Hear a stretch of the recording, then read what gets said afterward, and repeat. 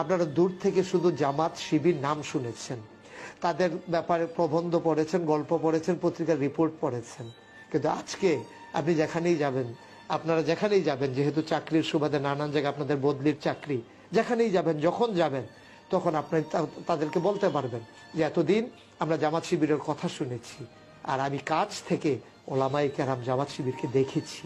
কথার সাথে যে গল্প রচনা করা হয়, গল্পের চরিত্র আমরা না, কল্পিত চরিত্র সেগুলো।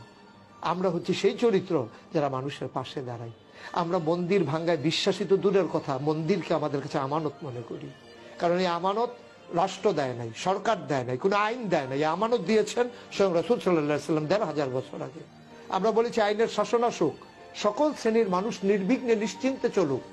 রাত বিরাতে আমার দেশের মেয়েরা, আমার দেশের মহিলারা সবাই রাত বিরাতে যেন নিশ্চিন্তে চলতে পারে, কোনোদিন যেন